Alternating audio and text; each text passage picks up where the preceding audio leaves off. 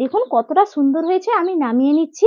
আর অবশ্যই যদি আমার রেসিপিটা ভালো লাগে তাহলে আপনারা ফুল ওয়াচ করে বন্ধুরা দেখবেন আশা করি। দেখুন কতটা সুন্দর হয়েছে, একদম আজকে ফাটিয়ে খাওয়া হবে, সবারই তো প্রিয়। নমস্কার বন্ধুরা, ডাচ কিচেনের ভিলেজ ফুডে আপনাদেরকে স্বাগত। প্রতিদিনের মতন আবারও চলে এসেছি একটা রেসিপি নিয়ে। অবশ্যই সবাইকে ভালো লাগবে এবং সবারই প্রিয়। আজকে একদম সকালে জলখাবার কিংবা রাতের বেলা ডিনারে একদম জমে যাবে খাওয়া। এই আজকে বানাবো, এই যে দেখুন ছোলার ডাল সেদ্ধ করে নিয়েছি, আলু আর ছোলার ডালটা প্রেসারে সেদ্ধ করে নিয়েছি, একদম রেডি করে নিয়েছি। আজকে এইটাই রেসিপি করব, লুচি আর সঙ্গে থাকবে ছোলার ডাল। একদম জমিয়ে খাওয়া দাওয়া হবে। আর চলে যাব, এরপর গ্যাসটা ধরিয়ে নেব। ধরিয়ে নিচ্ছি, ধরিয়ে নিলাম আর কড়াইটাও চাপিয়ে দিয়েছি। কড়াইয়ের মধ্যে দিয়ে দিচ্ছি তেল, দিয়ে দিলাম সাদা তেল। তেলটা গরম হয়ে গেছে, আমি তেলের মধ্যে দিয়ে দিচ্ছি তেজপাতা, দিয়ে দিলাম 3টে তেজপাতা আর শুকনো লঙ্কা মাঝখান দিয়ে কেটে নিয়েছি, দিয়ে দিলাম শুকনো লঙ্কা। আর দিয়ে দিচ্ছি টমেটো কুচি, দিয়ে দিচ্ছি আদা বাটা, একসঙ্গেই দিয়ে দিলাম।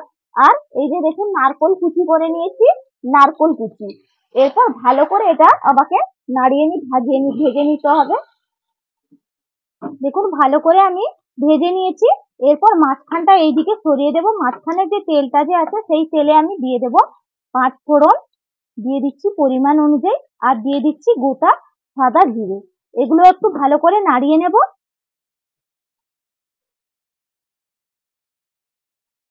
দেখুন কত সুন্দরভাবে আমি ভেজে নিয়েছি আর গন্ধটাও কিন্তু দারুণ উঠছে। এইভাবে কিন্তু অবশ্যই রেসিপিটা করে ফেলবেন, একদম ঝটপট কিন্তু হয়ে যাবে। আর যদি আমার রেসিপিটা ভালো লাগে তাহলে অবশ্যই আমার চ্যানেলটা সাবস্ক্রাইব করবেন, লাইক করবেন, শেয়ার করবেন, কমেন্ট করবেন। অবশ্যই আপনাদের কাছে বিশেষভাবে অনুরোধ রইল। দেখুন এইদিকে ভালো করে আমি ভেজেও নিয়েছি। এরপর যে ছোলার ডালটা সেদ্ধ করে রেখেছিলাম, আলু আর ছোলার ডালটা আমি দিয়ে দিচ্ছি, দিয়ে ভালো করে আমি নাড়িয়ে দেব।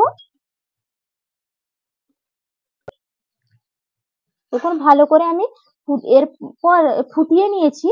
এরপর যে ছোলার ডালটা সেদ্ধ করেছিলাম সেই জলটা একটু ছিল, সেই জলটা আমি দিয়ে দিলাম।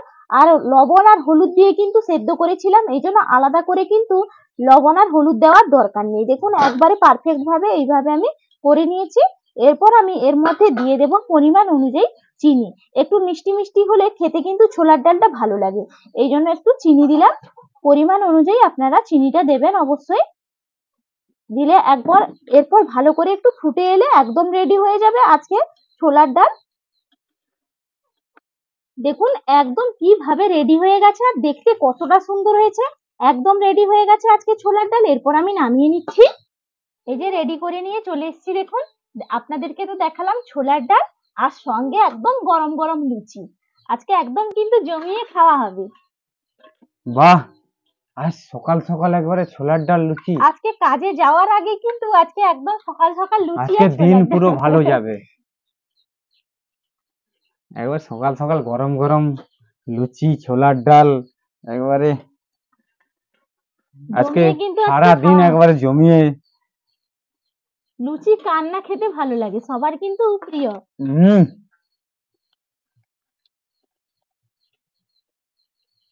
আজকে গণেশ পূজা, সকাল সকাল লুচি ছোলার ডাল খেয়ে নিলাম।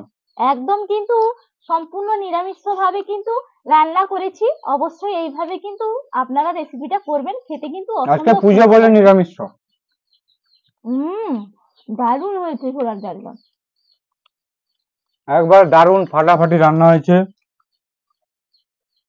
এইভাবে পুজোর দিনও বানাতে পারেন আপনারা বাড়িতে, আনন্দ করে খাবে। পুজো কেন, অন্য কোনো দিনও বানিয়ে কিন্তু খাওয়া যাবে।